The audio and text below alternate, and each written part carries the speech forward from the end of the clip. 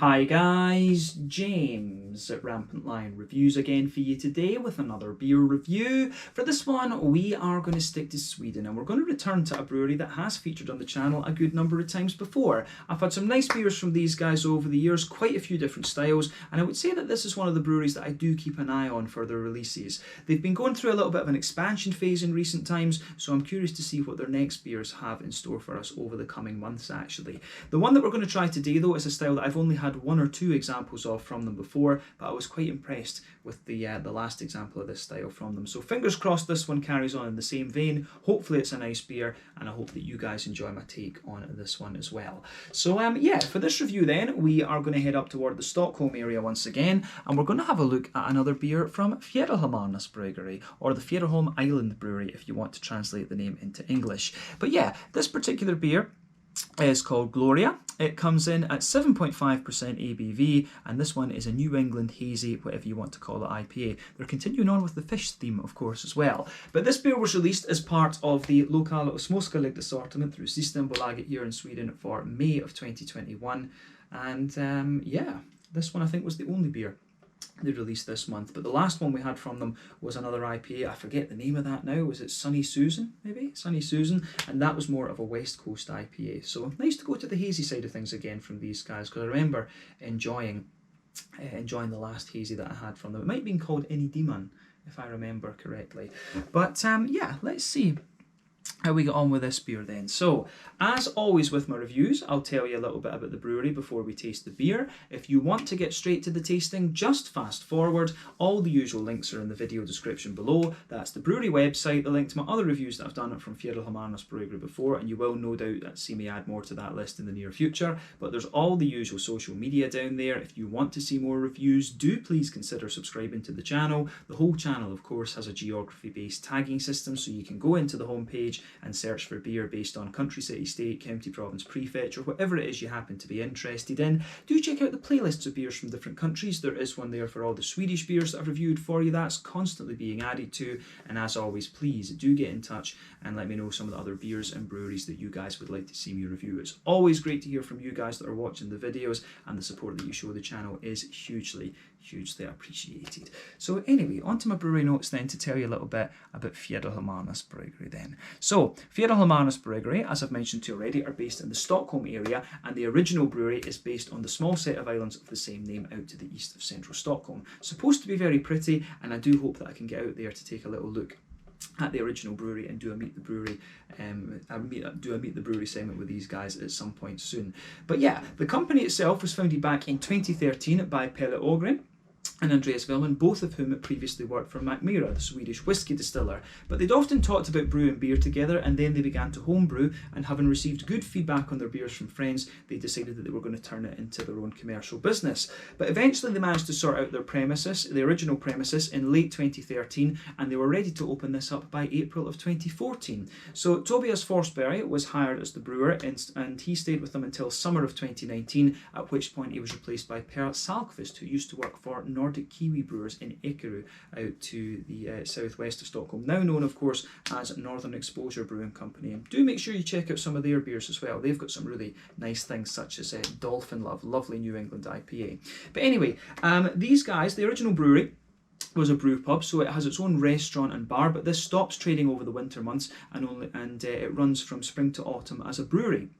As a year-round business, but the brewery is located right next to the water. It's in one of these kind of typical looking wooden Scandinavian sort of seaside's maybe not the right word, lakeside type buildings, and most of the customer base in this place was actually tourists that were coming in from the mainland. I think they haven't done so much of that over the last year, of course, because of the whole COVID-19 sort of situation, but I'm guessing it will probably open up a little bit more in 2022. I don't know if they're doing so much at the moment, but we'll see how it goes. But the original brewery has its own boat, but apparently this didn't solve all the problems that they encountered with transport. So the brewpub operates a 500 litre brew kit, and in 2018 they produced around 70,000 litres of beer, but about 1/3 of this was sold on the island, 1/3 of it was going to the rest of Stockholm, and the remaining 1/3 was was going into Systembolaget for distribution across the whole country. But a bit later on, in late 2020, they announced that Pelle and Andreas had invested to take over the brewery, which was run by Frequency Beerworks and Fjäderholmarnas Bryggeri in Bro, which is to the northwest of Stockholm.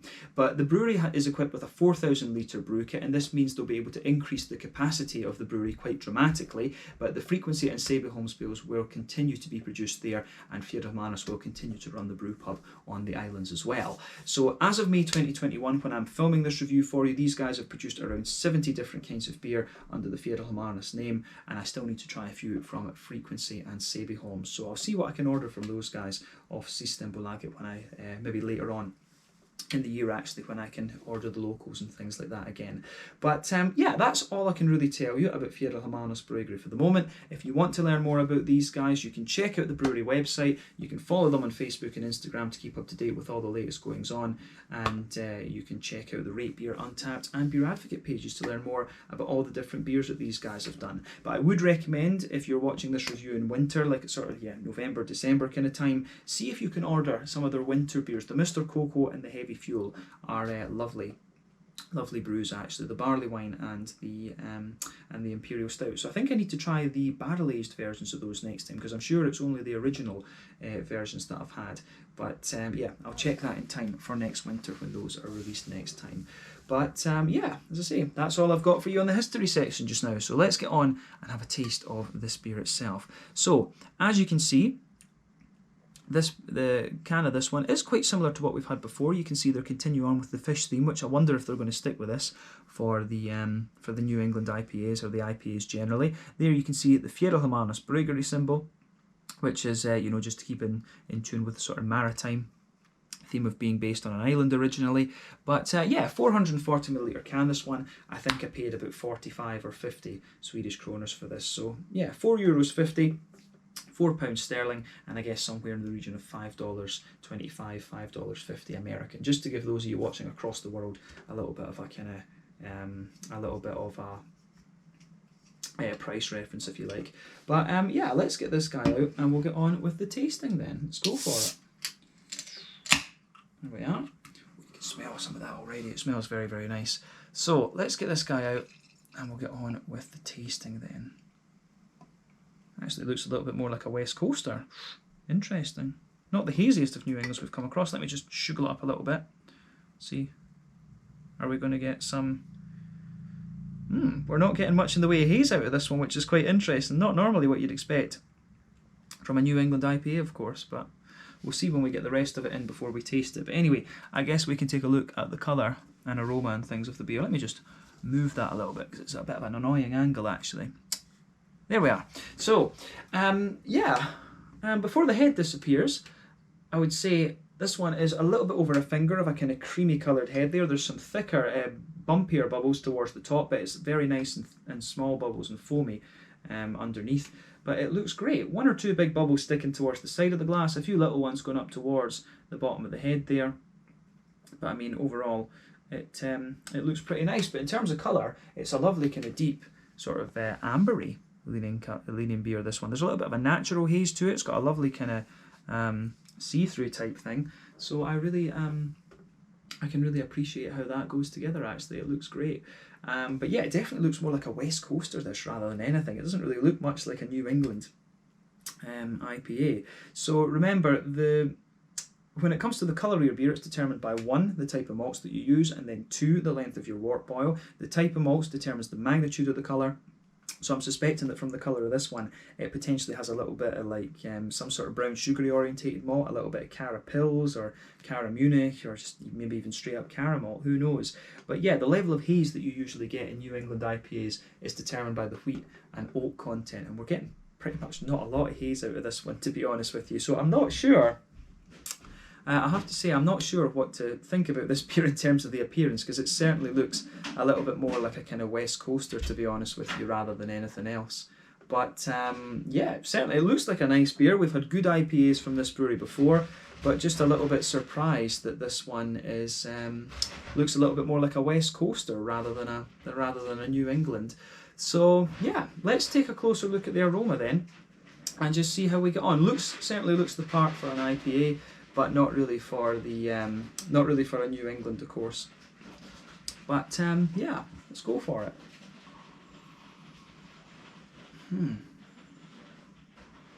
So yeah, in terms of the aroma, then straight away with this one, you get a very nice kind of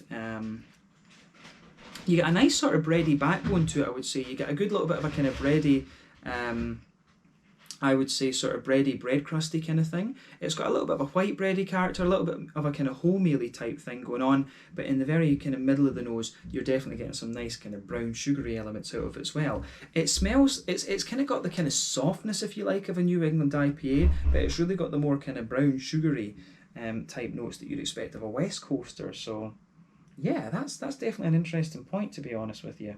If I was blind smelling this, I wouldn't distinguish it as a New England, I think, straight away, to be honest with you. I think this was some kind of hybrid, actually. So, yeah, that's a little bit unusual, actually. So, yeah, like I say, white bread in the base, a little bit of a bread crusty quality, some nice sweet caramel, a little bit of a kind of biscuity note in there, and you do get a little bit of a kind of smoother, oaty quality coming out of the beer too, which I really like. So yeah, you do get a little, you can pick out a little bit of the oats, and that's obviously a characteristic of the New England IPA. But yeah, it's interesting, this one on the malt base. Let's just say that. But we kind of got the idea from the appearance of this beer that it was going to be a little bit quirky, should we say? Because it certainly doesn't match the regular appearance of a New England IPA for sure. But yeah, just turn the sound off so the WhatsApp doesn't go crazy. But yeah, on the hoppy side of things, then it is kind of what you'd expect. There's a little touch of earthiness in there. I did wonder when we opened this can up if it had a little bit of mosaic in it, because there was a wee bit of that tangerine orange, and it was just, you know, memory. But yeah, there's a little bit of earthiness to this one. Some nice kind of big floral aromaticity.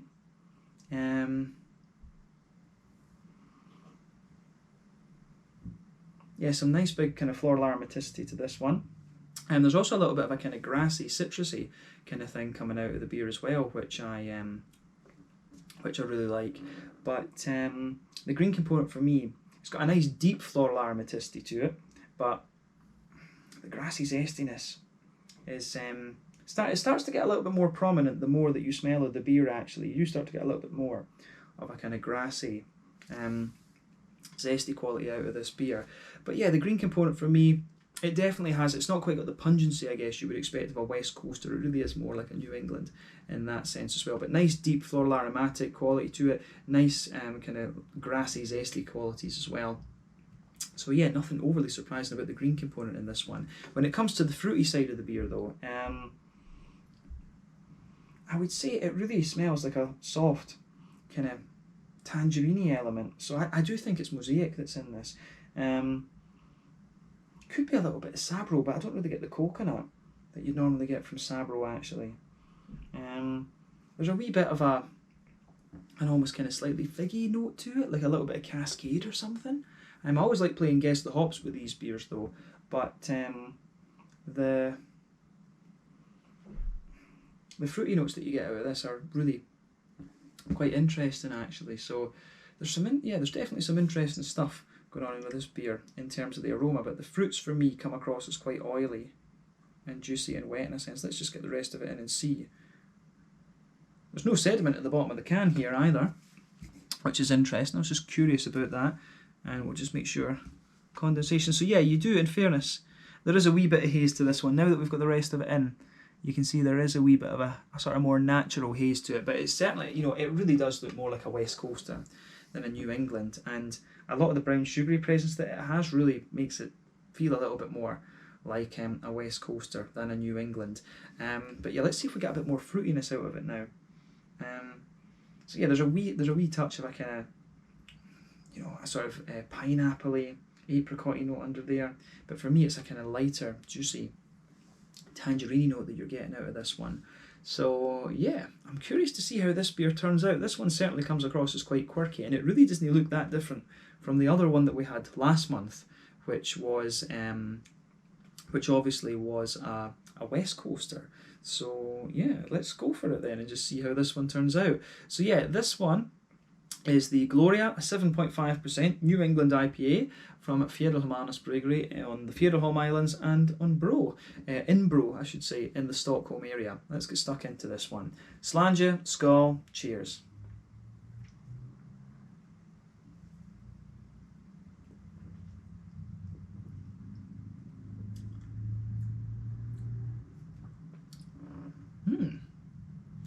Right, first impression is nice beer. Don't know exactly what kind of IPA it is. It's really more of, I struggle to associate this one with New England. I really struggle to associate this beer as being a New England IPA.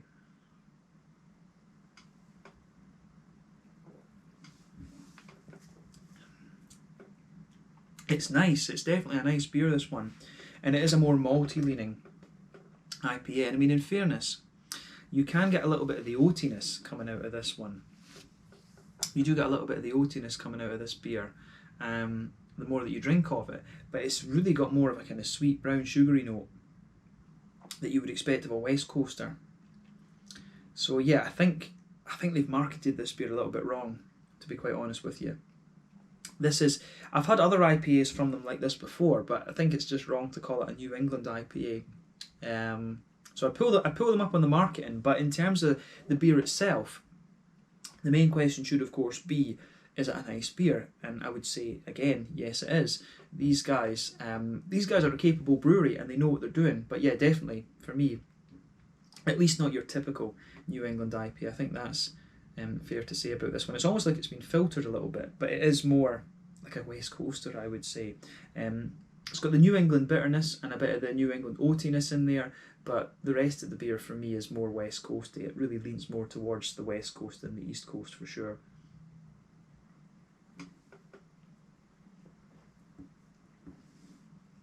But you know, if they just called it IPA, I would have been like, yeah, for sure.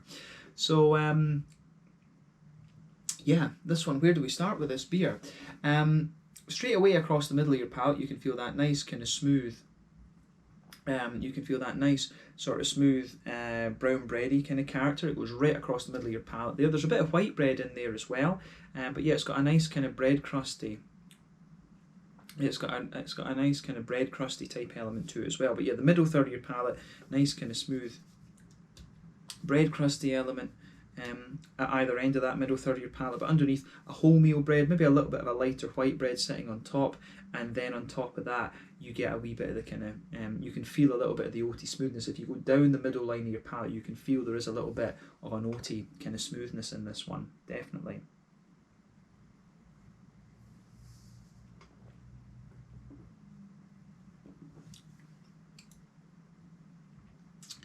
So yeah, the fruity juicy side of this beer also kind of complements that quite well. It gets more oily as you go further into it, but sitting on top of that kind of oaty layer, you can feel there's like a sort of scent, there's a kind of circle right in the middle of your tongue, which I do like.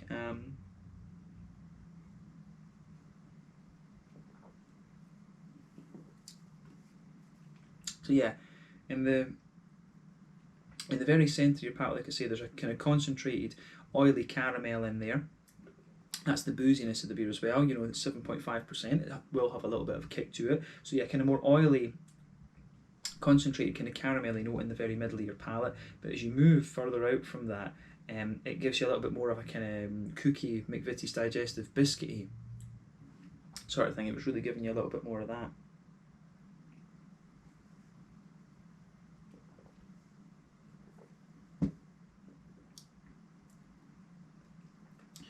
But yeah, that kind of fruit, the sort of brown sugary note in this one, it kind of sits on top of that smooth oatiness there. But I think this beer really does build in sweetness a little bit more the further you go into it. It is like a straight up caramel. It's maybe got a teeny little bit of toasty character to it just outside of the kind of central boozy ring, if you like, and then it's more biscuity as you move out towards the extremities of the palate. But as I say, really not a conventional New England IPA for sure. If they just called it IPA rather than New England IPA, I wouldn't take issue with the marketing. It is quite similar to other IPAs that I've had from this brewery before. But as you know, if you've watched the channel, I'm a bit of a malt fiend in that sense. But yeah, I do like how this one, generally speaking, marketing aside, I do like how this beer goes about its business. And these guys are a solid brewery in my experience, and their beers always taste, they've just got a little bit of that kind of rawness to them that you expect of like a brew pub, a brew pub's beers. So I think that's one of the reasons why I enjoy the Fjäderholmarnas stuff, because it does remind me a little bit of Malmö Brewing Company, who I very much like, and I get annoyed at them all the time because they don't make a commercial brewery space. But yeah, the Fjäderholmarnas beers really remind me of Malmö Brewing Company, who are very, very good. But yeah, that's your middle third of the palate in this one. So if we go into the back third of the palate, if you go into that border region between middle third and back third of your palate, you can feel a little bit of a bready build up in this one. There's a wee bit of a kind of bread crusty quality in there, which I very much like.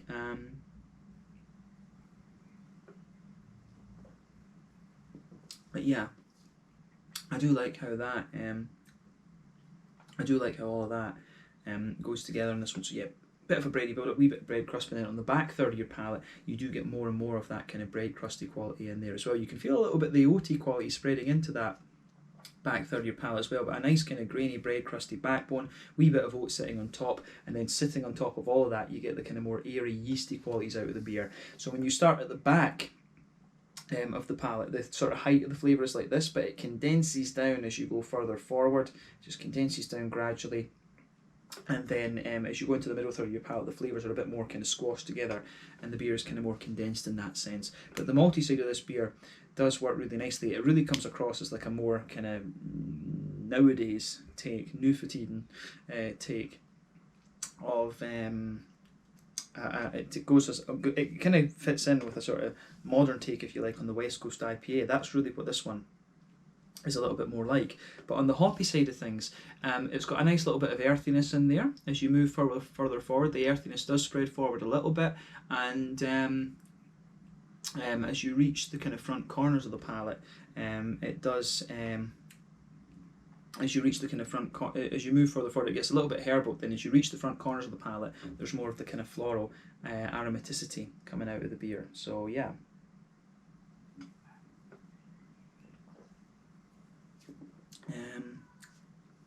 So yeah, the what do you call it?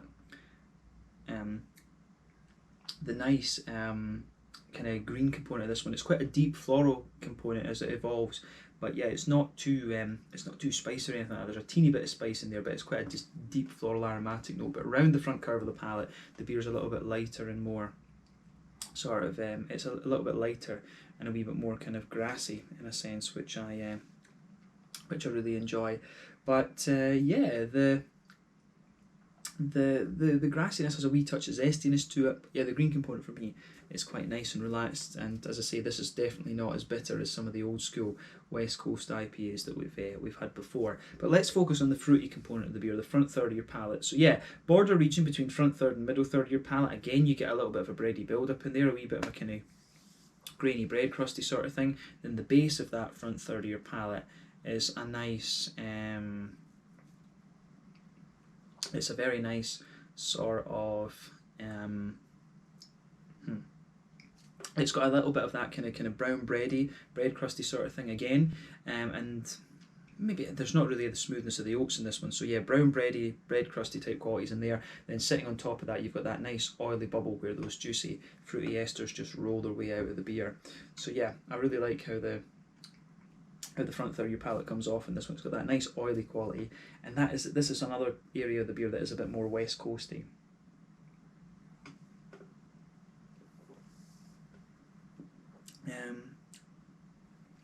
So yeah,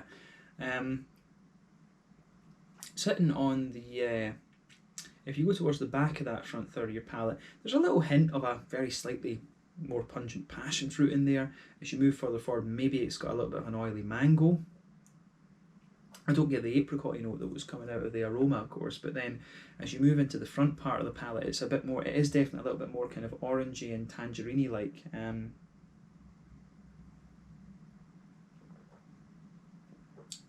Yeah. It is definitely a little bit more orangey and tangerine like this beer overall, I would say.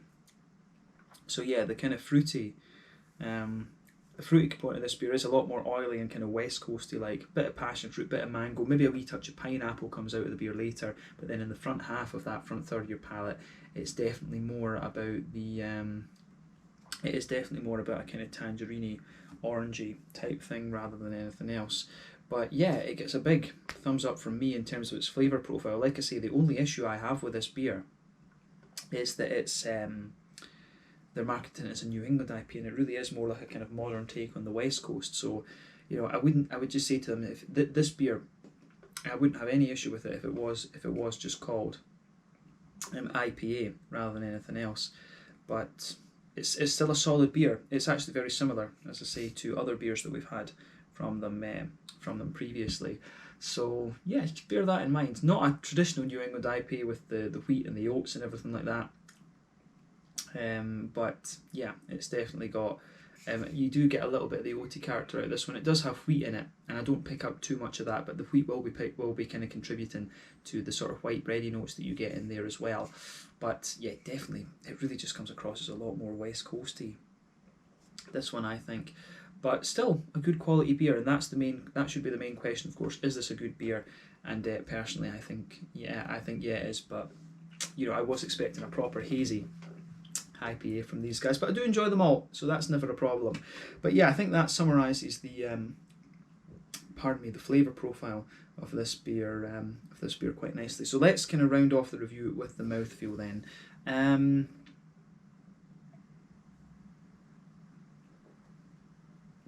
So I would say, overall, this beer, it is quite mid-bodied. The kind of pushing towards the top end of mid-bodied actually. The carbonation is very smooth. It really has more of an oily mouthfeel. This one, there's a wee bit of slickness in there as well, but really more of a West Coasty type mouthfeel you're getting off this one. I think it has about a 30, maybe 40 IBU bitterness to it. Which again is the maltiness that you get in this beer really makes it feel like a more modern take of a West Coast IPA. That you've got a bit of breadiness in there, a bit of an oily brown sugary note, one or two kind of grainy elements as well. But it's the oiliness of the malt base in this one. The oats and the wheat are just not present enough, and the beer's just not hazy and smooth enough, if you like, to be a New England IPA in my opinion. This is a more oily beer, which again, it's just West Coast. This beer for me, the more I drink of it, the more I'm like, it's West Coast all the way. But yeah, 40 IBUs, lovely kind of bready base to the malt base, bit of an oily kind of brown sugary note in there as well, and some nice kind of an oily fruity character as well, which is another thing that pushes it into the West Coast category for me. But yeah, as I say, problem with the marketing with this beer. But in terms of a drinkable IPA, it gives you everything that you would want. So yeah, thumbs up once again to Fjäderholmarnas Bryggeri for this. I would say, yeah, this would have been better marketed just as a regular IPA. It's very similar to other IPAs that we've had from them before. So yeah, if you're a fan of the IPAs that these guys do, you will enjoy this one. But definitely a bit more of a kind of malt orientated beer. This one, it's quite a well balanced IPA for me, but I like a little bit of malt, so bear that in mind when you go for this one. Not a haze craze New England IPA, that's for sure. You could tell that almost straight away with the when we poured the thing. But yeah, this one was the Gloria, 7.5% IPA from Fjäderholmarnas Bryggeri in Bro, to the northwest of Stockholm, and at the Fjäderholm Islands, I guess we can say as well. But yeah, thank you again for watching my reviews. Until the next time, please like, subscribe, share, all the usual YouTube stuff. Let me know your own thoughts on this beer in the comment section below. Let me know what your favourite beers are from Fjäderholmarnas as well, and we will no doubt return to these guys at some point in the fairly near future. But yeah, Gloria, West Coast IPA, I think, rather than a New England IPA. The Gloria IPA, 7.5% ABV from Fjäderholmarnas Bryggeri in the Stockholm area. Slange, skull, cheers, and see you guys on the next review.